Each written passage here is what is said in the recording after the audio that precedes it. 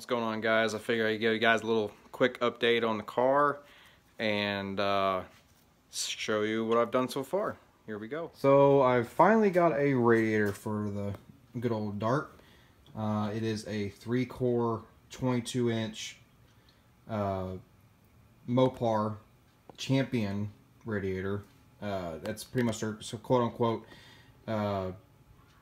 replacement, OEM replacement style, with the same holes and stuff like that already drilled out, and the bracing and whatnot. Obviously it did not fit perfectly for my car, but it is what it is. I just adjusted the holes a little bit on the radiator support and just went from there.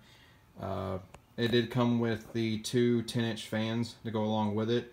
It had a one of these that goes along with it, one of those where you actually mount the fans to it, a shroud, I guess, what you call it. But it's so close to the motor, even without the shroud, that, I mean, the actual pulley, the bolts on the pulley were actually hitting the fans because the shroud was so long, or wide, as you would say. But so I ended up getting it all wired up. I actually have it on 2 relays right here. I have it all tucked under, come up with this, and it goes all the way up. This electrical line goes all the way up here, and you come over here.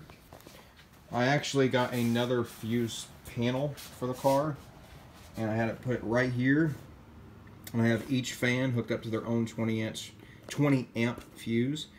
And then I go back into the car, into toggle switches, which I'll show you right now. As you see, I have it actually hooked up to toggle switches right here. It will not turn on unless I actually have the key in, like, any accessory or, you know, on position. I don't have a battery hooked up to right now, so I can't show it to you, but I do have another video to show you guys right after this cut, and I'll actually show you guys how it runs with the battery hooked up to it. So I hope you guys enjoy. Okay, so I've got the wires hooked up to the relays, to the switches, to the fans. So as you see, I cannot, if I turn the ignition off, I cannot, the fans won't turn on. As long as I have the ignition on, actually hit both these fans down there. Fans are working.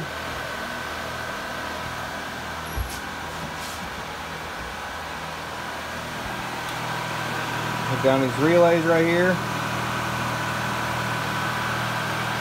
Gotta tie everything up and clean everything, but at least it's working. So, pretty cool. I've also got the B&M shifter hooked up and bolted down to the car. And this last weekend, I actually drilled out the hole to actually put the cable through it. I made sure it would test fit. The cable went through fine, bolted up fine. But now I gotta run wires and stuff for the neutral safety switch and the brake light switch. So that's as far as I've pretty much gotten so far since my last update. And I guess I don't know if I actually got to show you guys the interior or not that much. It's kind of dirty right now because of all the tools and whatnot. But it's got carpet in it. It's got sound deadening. You know, it's got the cool gauges, steering wheel. Everything's in there. Oh, and I also got a radio for it.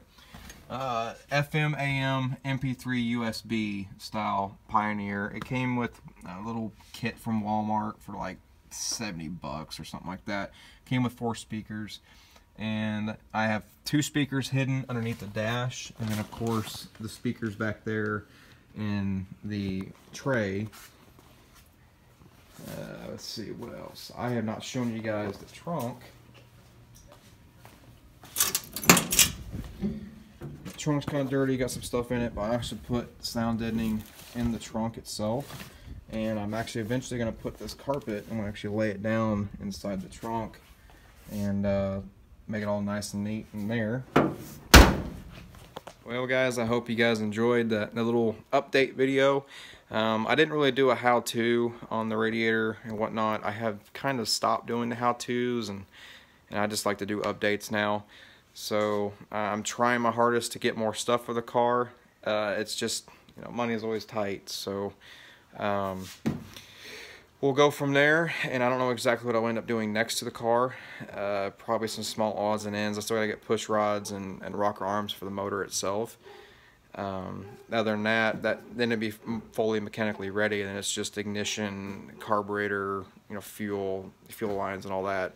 I also need to get their transmission rebuilt and my rear end rebuilt, so I gotta go to that. And I'm also gonna get disc brakes for the car, and most likely a power booster that goes along with it, with a relocation kit that goes with it, so I can move it off to the side, because I know with a power booster, a 440 will hit the power booster on the valve cover, so I have to get a relocation kit for it. Other than that, I hope you guys enjoyed this video, and I'll see you guys next time.